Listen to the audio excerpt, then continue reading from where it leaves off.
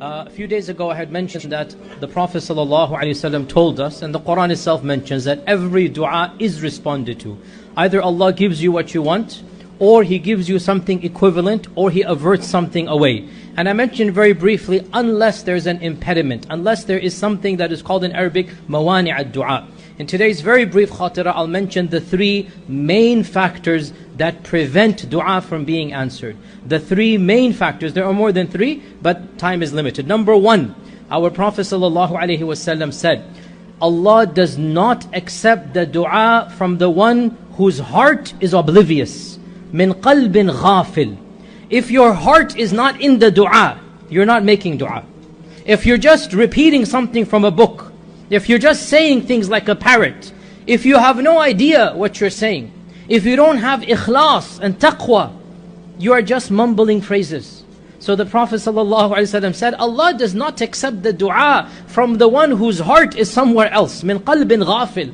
So you want your dua to be answered, then you had better put your heart and soul into the dua. You know what you're saying, and you're saying it with meaning. And that is why when you make dua, it is better to make dua in your own language from the heart, rather than to repeat something in Arabic that you do not know. Dua can be done in any language. So the dua should come from the heart, and it should have meaning to it. That's the first impediment. If you just say things, it's not like astaghfirullah magic formula. No, it has to come from the heart. Number two, the second impediment of dua not being accepted is that the issue of haram food and drink. The issue of eating and drinking from haram money. So when your body is being fed from haram, and when you don't care about where your money comes from, well then the dua will be rejected.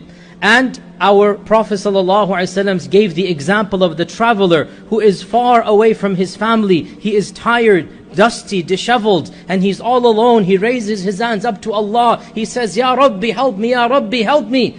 Everything is gonna work out for him. But then the Prophet ﷺ says, وَمَطْعَمُهُ حَرَامٌ وَمَلْبَسُهُ حَرَامٌ وَمَشْرَبُهُ حَرَامٌ فَأَنَّ يُسْتَجَابُ لَهُ. His food is haram, his drink is haram, his clothes are haram. Then how do you think he will be responded to? How do you think he will be responded to? So one of the main impediments of dua is to not have halal rizq. And that's why we have to be very, very careful about where we earn our money from. If we eat haram, drink haram, wear haram, well then it will be rejected from us. And the third mani' of dua, the third impediment of dua, our Prophet ﷺ said, Allah will respond to every one of your dua as long as ma lam yasta'jil, as long as the servant isn't hasty. The Sahaba said, what do you mean hasty? Does it mean we read a quick dua rather than slow? The Prophet said, no. The hasty one, listen to this, is the one, he makes dua and he doesn't see the response. So he says, Allah's not going to respond, and he stops making dua.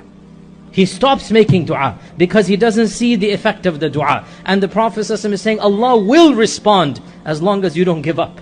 So giving up on Allah, astaghfirullah, giving up and saying Allah's not going to answer my dua is one of the main causes of dua not being responded. To summarize and conclude, number one, what is the number one issue of dua not being responded? When you're not paying attention, you're just saying things.